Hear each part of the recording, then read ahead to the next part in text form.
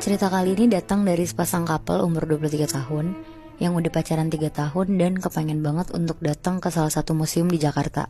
Namanya kita sebut aja Agung sama Via.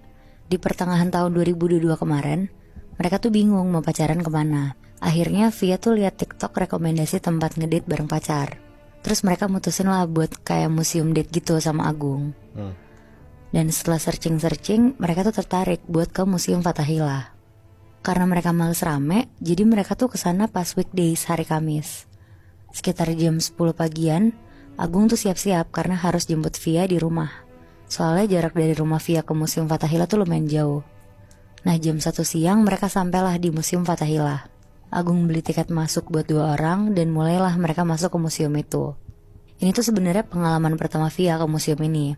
Kalau si Agung tuh udah pernah, cuma pas dia masih kecil.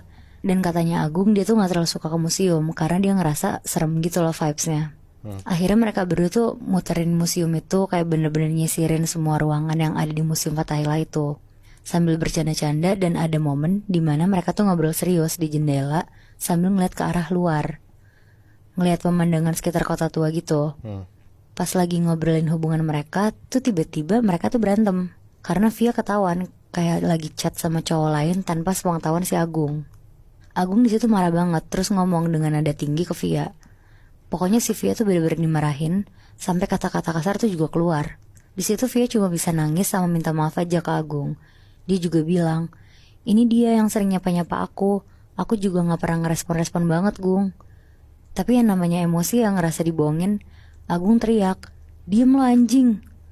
Akhirnya Via diem dan ngedengerin Agung ceramahin dia gitu. Terus karena museum juga kondisinya lagi sepi banget, jadi Agung ngerasa lebih leluasa gitu loh mau marah-marah ke Via. Sampai akhirnya pas Agung lagi emosi-emosinya banget karena Via terus-terusan ngejawabin Agung, tiba-tiba Agung tuh ngerasa ada yang nyentil kupingnya Agung. Agung langsung nengok ke belakang kan karena kaget. Terus karena gak ada siapa-siapa, Agung tuh bilang ke Via, ngapain kamu nyentil-nyentil kuping aku? Padahal ya sebenarnya Agung tuh tahu kalau mereka tuh lagi ngobrol hadap-hadapan.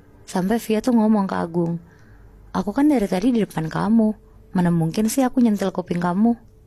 Karena udah mastiin ke Via dan mereka cuma berdua, akhirnya Agung tuh narik Via, ayo kita lanjutin obrolan ini di bawah aja di luar. Terus Agung jalan lah akhirnya ke bawah sama Via. Mereka turun tangga, dan pas banget lagi turun tangga terakhir, Agung tuh kesandung sampai jatuh dari tangga. Dia tuh sampai kondisinya tuh tiduran di lantai gitu Mohibi. Ngeliat Agung yang tiba-tiba jatuh tanpa sebab gitu, Via tuh bingung banget. Pas Via mau bantuin Agung berdiri, Agung malah marah. Terus dia tuh bilang,